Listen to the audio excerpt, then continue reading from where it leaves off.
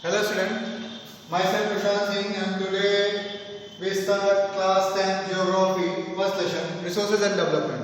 In the previous video we discussed about the land use pattern in India. In this video we discuss about land degradation and conservation. ठीक है? India में जो land utilisation है, land use pattern है, उसका इतना utilisation हो रहा है कि उसकी वजह से लैंड डिग्रेड हो रही है और डिग्रेड हो रही है तो जाहिर सी बात है कि आप उसको कंजर्व जब तक नहीं करेंगे तब तक सही नहीं है। यानी लैंड का कंजर्वेशन भी जरूरी है, प्रॉपर ऐसे उपयोग करिए ताकि आप भी यूज करिए और फ्यूचर जनरेशन भी यूज करे। तो यहाँ पे हम देखते हैं कि we have shared our land with past and future generation. Land जो है वो गिफ्टेड है बाय नेचर और प्रेजेंट में आप उसका प्रयोग भी कर रहे हैं, साथ साथ में पास्ट में भी प्रयोग किया आपने और फ्यूचर जनरेशन के लिए भी आप क्या कर रहे हो, उसको प्रिजर्व कर रहे हो। 95% of basic need obtain from the land, यानी करीबन 95% आपकी बेसिक नीड्स किससे पूरी होती है? लैंड से ही पूरी होती है। यानी लैंड से ही प्रॉपर उसका उपयोग करके आप एग्रीकल्चर प्रोड्यूस करते हो, क्रॉप्स पैदा करते हो, क्रॉप से आप फसलें सीरियल्स वगैरह निकालते हो, लैंड में आप प्रॉपर यूज करके रोड बनाते हो, रेलवेज बनाते हो, हाउसेस बनाते हो, है ना। लैंड का बहुत तरीके से आप क्या करते हो, उपयोग करते हो। अब ये उपयोग करने के कारण क्या होता है कि human activity activated the pace of natural force causes the damage of land. ये जो ह्यूमन एक्टिविटीज है इसके कारण क्या हो रही है, लैंड क्या हो रही है, डैमेज हो रही है, डिग्रेड हो रही है ना। डिग्रेड हो रही है तो जाहिर सी बात है कि बहुत बड़े पैमाने पर डिग्रेड हो रही है और इसको बनने में आपको पता है कि लैंड को कंस्ट्रक्ट करने के लिए मिलियन ऑफ ईयर्स लग जाते हैं, लाखों साल लग जाते हैं, ऐसे लैंड थोड़े नहीं बनी हुई है ना। तो एट प्रेजेंट टेंस क्या है कि about 130 million hectare of land of India is degraded. करीबन 130 मिलियन हेक्टेयर लैंड जो है इंडिया की वो क्या हो गई है, डिग्रेड हो गई। अब डिग्रेड हुई है तो किस पर्पज से डिग्रेड हुई है, इसमें कुछ क्लासिफिकेशन दिया हुआ है जिसकी वजह से 28% आपका फॉरेस्ट डिग्रेडेड है, 56% आपका वाटर इरोडेड है जहाँ पे पानी की वजह से वहाँ पे इरोजन हुआ है, 6% आपका सलाइन एल्कलाइन की वजह से आपका इरोजन हुआ है, 10% आपका विंड इरोडेड एरियाज है, विंड इरोडेड लैंड है जहाँ पे हवा की वजह से इरोजन हुआ है ना। तो इस तरीके की जो चीजें हैं वो ये दिखाती हैं कि जो इंडिया की लैंड है वो क्या हो रही है, डिग्रेड हो रही है। और डिग्रेड क्यों हो रही है, उसके कुछ रीजन है, पर्टिकुलर रीजन है। चलिए हम उस रीजन को देखते हैं कि क्या रीजन है लैंड डिग्रेडेशन का इंडिया में, है ना। पहला रीजन आता है डिफॉरेस्टेशन। ठीक है, अभी जो फॉरेस्ट पॉलिसी है इंडिया की उसके अकॉर्डिंगली कितने चाहिए, 33% फॉरेस्ट आर नेसेसरी, है ना, फॉर द इकोलॉजिकल बैलेंस। लेकिन यहाँ पे क्या हो रहा है कि आजकल बड़े पैमाने में जंगल काटे जा रहे हैं, lot of needs, human beings की बहुत सारी नीड्स हैं जिसको पूरा किया जा रहा है फॉरेस्ट काट के। तो फॉरेस्ट एक तरह से डिस्ट्रॉय हो रहे हैं और डिस्ट्रॉय होने के बाद क्या होता है कि पेड़ कटेंगे तो पेड़ क्या करते हैं, मिट्टी पकड़े रहते हैं। अब मिट्टी जब उखड़ जाएगी तो क्या हो जाएगा, उसका इरोजन हो जाएगा, चाहे वो वाटर इरोजन के थ्रू बह के चली जाए, चाहे विंड इरोजन हो जाए, कोई ना कोई चीज फैक्टर होगा जिसकी वजह से डिफॉरेस्टेशन की भी एक मेन रीजन है आपका। दूसरी चीज आती है ओवरग्रेजिंग। ओवरग्रेजिंग में क्या है, जैसे अभी आप गुजरात के बेल्ट में चले आए या राजस्थान के बेल्ट में चले जाइए, एमपी महाराष्ट्र में, वहां पे मेन रीजन है आपका ओवरग्रेजिंग। लैंड डिग्रेडेशन का मेन रीजन क्या है, ओवरग्रेजिंग। ओवरग्रेजिंग में क्या है कि जैसे मान लीजिए कोई लैंड है उस पर आपने क्या कैटल्स को फीड करने के लिए आपने वहां पे ग्रेज कराया। अब क्या हुआ कि जो पौधा डेवलप हो रहा था जानवरों ने उसे कुचल दिया या तो फिर उसका डेवलपमेंट नहीं हो पाया, और डेवलपमेंट हुआ भी तो जानवर बहुत तेजी से उसको पकड़ के खींचते हैं, तो उसकी वजह से मिट्टी भी आपकी क्या आ जाती है, उसकी पकड़ में मिट्टी भी आ जाती है और इरोजन हो जाता है, सॉइल का क्या हो जाता है, इरोजन हो जाता है। तो ये भी आपका मेन फैक्टर है आपका ओवरग्रेजिंग का। तीसरा फैक्टर जो आता है वो माइनिंग का आता है। ठीक है, बिना माइनिंग के तो काम चलेगा नहीं, क्योंकि डेवलपमेंट करना है तो अगर कंट्री का डेवलपमेंट करना है तो माइनिंग प्रोसेस में बहुत सारी चीजें निकाली जाती हैं जिसकी वजह से उसका डेवलपमेंटल यूज किया जाता है। अब माइनिंग में क्या होता है कि अब बहुत सारा इलाका जंगल साफ किया जाता है, जंगल साफ करके फिर उसमें खुदाई की जाती है, खुदाई करने के बाद डीप चीजें मिनरल्स वगैरह निकाले जाते हैं।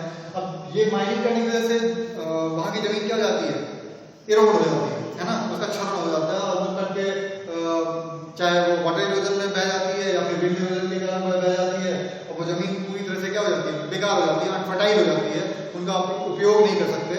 अभी आप चले जाइए जहाँ पे माइंस वगैरह हैं, कोल माइंस वगैरह हैं, वहाँ की जमीन बहुत सस्ती है। आप इधर लैंड इलाका जो प्लेन्स का इलाका है उसके अपेक्षा वहाँ की जमीन बहुत ही सस्ती होती है, ठीक है। तो बड़े बड़े प्लॉट्स उन्होंने बना रखे हैं, वहाँ पे लोग खेती करते हैं, लेकिन उतना फर्टाइल लैंड नहीं है वहाँ का, ठीक है। तो ये रीजन आपका मेन रीजन आपका माइनिंग का भी आ गया। चौथा रीजन आपका आता है लैंड इरिगेशन का, ओवर इरिगेशन। ओवर इरिगेशन में भी क्या हो रहा है कि जमीन आपकी क्या होती है, डिग्रेड होती है, उसमें सलाइनिटी बढ़ जाती है। जैसे हरियाणा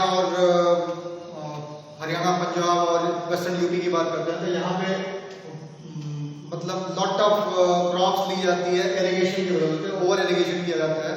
आजकल तो मॉडर्न फन मेथड है, ग्रीन रेवोल्यूशन चल रहा है, उसकी वजह से यहाँ पे इस बेल्ट में बहुत बम्पर पैमाने में खेती की जाती है। और खेती करने में क्या होता है कि आप FIV सीड्स प्रयोग करते हैं, लॉट ऑफ फर्टिलाइजर्स प्रयोग करते हैं, पेस्टिसाइड प्रयोग करते हैं।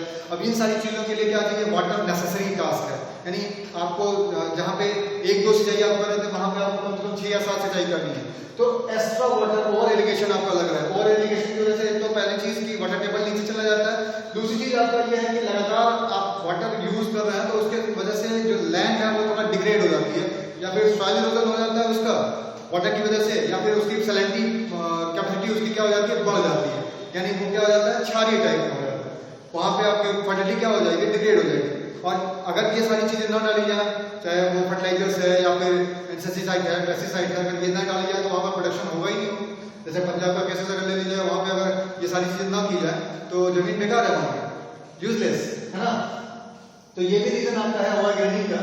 तीसरी चीज आती है, पांचवी चीज आती है कि मिनरल्स प्रोसेसिंग इंडस्ट्रीज, जहाँ से मिनरल्स निकाले जा रहे हैं वहाँ पे भी ऐसा हो रहा है कि आपका डेफिनेशन लिविंग डीप स्कार्स, गड्ढे वगैरह हो जाते हैं, गड्ढे होने की वजह से क्या हो जाता है, वहाँ की जमीन बेकार हो जाती है। जैसे झारखंड का इलाका, छत्तीसगढ़ का इलाका, MP है, उड़ीसा है, यहाँ पे डिफॉरेस्टेशन हो रहा है माइनिंग की वजह से, और वहाँ के जो मिनरल्स वगैरह निकाले जा रहे हैं उसकी वजह से वहाँ क्या हो रही है, लैंड क्या हो रही है, डिग्रेड हो रही है।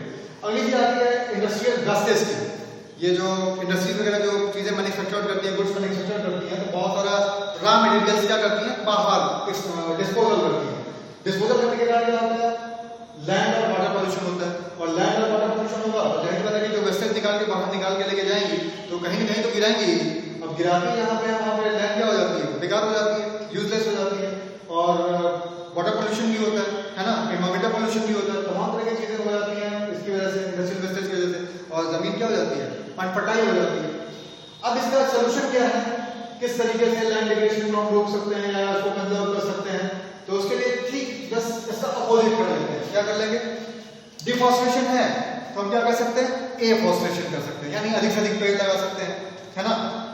दूसरी चीज आपका है ओवरग्रेजिंग का, तो हम प्रॉपर मैनेजमेंट कर सकते हैं भाई, यानी जहाँ पे ओवरग्रेजिंग की जा रही है वहाँ पे हम थोड़ा सा रोक लगा सकते हैं, प्रॉपर मैनेजमेंट कर सकते हैं ताकि रेगुलेट किया जा सके उसको, पौधों को डेवलप होने के लिए थोड़ा समय दिया जाए, है कि माइनिंग में भी ये चीज है। माइनिंग को तो कंट्रोल नहीं किया जा सकता, कहने का मतलब है कि माइनिंग डेवलपमेंट का एक प्रोसेस है, एक हिस्सा है, और उसको ज्यादा कंट्रोलिंग नहीं कर सकते। हाँ, ये कह सकते हैं आप उसको रेगुलेट कर सकते हैं, थोड़ा बहुत जो उसके फंक्शंस हैं उसमें ये कह सकते हैं कि ऐसे यूज करिए उसका, इस तरीके से एक्सट्रैक्ट करिए ताकि ज्यादा इरोजन ना हो, है ना, तो उसको रेगुलेट कर सकते हैं आप। अगली चीज आती है ओवर इरिगेशन का।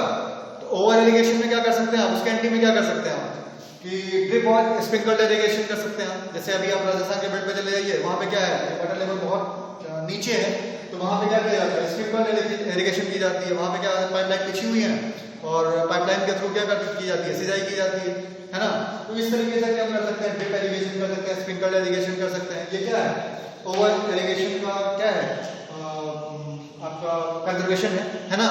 ये जो लैंड डिग्रेड हो रही है उसको हम क्या कर सकते हैं, इसके थ्रू कंजर्व कर सकते हैं। अगली चीज आती है आपकी मिनरल प्रोसेसिंग इंडस्ट्रीज की। अब मिनरल प्रोसेसिंग इंडस्ट्रीज में हम क्या कर सकते हैं भाई, जहाँ पे ये इंडस्ट्रीज वगैरह है वहाँ पे क्या कर सकते हैं आप, सेंटर बेल्ट बना सकते हैं, plantation in centre belt, growth वाली बुशेस, है ना। जैसे रेगिस्तानी इलाका है या फिर एरिड एरियाज है, वहाँ पे आप क्या कर सकते हैं, थॉर्नी बुशेस लगा सकते हैं, जैसे ऐसे पेड़ पौधे लगा सकते हैं जिनके जड़ें काफ़ी नीचे तक गई हुई हैं, ताकि वो मिट्टी को पकड़े रहें और उसका इरोजन ना हो, है ना। और अगली चीज़ आती है आपकी ये प्लांटेशन सेंटर बेल्ट की। इसमें क्या कर सकते हैं कि जैसे ही आपकी लैंड है, आपने चारों तरफ से क्या किया, पेड़ लगा दिए, है ना। अब चारों तरफ से पेड़ लगा दिया तो ये जो यहाँ की मिट्टी है उसका इरोजन रुक गया, चाहे वो वाटर के थ्रू अगर इरोजन हो रहा है वो भी रुक गया, और जो विंड के थ्रू जो इरोजन हो रहा है ये हवा को क्या करेगी, रोकेगी, और रोकेगी तो इरोजन क्या हो जाएगा, कम हो जाएगा। तो ये सारे प्रोसेस हम अपना सकते हैं, है ना। मिनरल्स और प्रोसेस इंडस्ट्रीज में क्या कर सकते हैं, प्लांटेशन ऑफ सेंटर बेल्ट कर सकते हैं, growing thorny bushes in the arid areas कर सकते हैं। इंडस्ट्रियल वेस्टेज के लिए क्या कर सकते हैं आप कि प्रॉपर डिस्चार्ज फैसिलिटीज अवेलेबल कराइए, ऐसे जगह पे आप वेस्टेज को ले जाकर के डिस्चार्ज करिए ताकि वहाँ पे लैंड डिग्रेड ना हो, है ना। जो प्रॉपर जो लैंड एकदम डिग्रेड हो चुकी है वहीं पे हम ले जाके इसका डिस्पोजल करें, ताकि जो हमारी फर्टिलिटी है वो बराबर मेंटेन रहे, जो एग्रीकल्चर लैंड है वो उसको कोई नुकसान नहीं पहुंचे, है ना। तो ये सारे प्रोसेस हम कर सकते हैं। तो आज इस टॉपिक में हमने दो चीजें देखी, एक तो लैंड डिग्रेडेशन और एक कंजर्वेशन के बारे में। लैंड डिग्रेडेशन में हमने 6 पॉइंट देखे कि किस तरीके से लैंड डिग्रेड हो रही है और किस तरीके से हम उसको कंजर्व कर सकते हैं, है ना। अगले टॉपिक में हम सॉइल एज अ रिसोर्स के बारे में देखेंगे कि सॉइल किस तरीके से आपके लिए रिसोर्स है ना। दोनों में थोड़ा अंतर है, लैंड और सॉइल। लैंड क्या है भाई और सॉइल क्या है, what is the distinction between land and soil.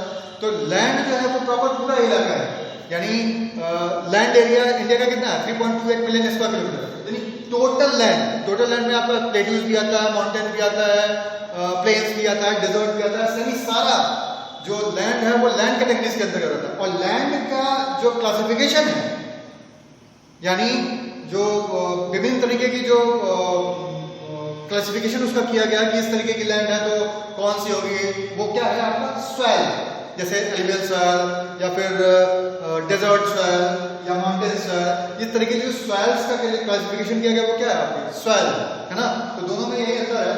Land अगले टॉपिक में हम सॉइल एज अ रिसोर्स में काफी ज्यादा डिटेल्स पे इसको देखेंगे। Thank you very much, have a nice day.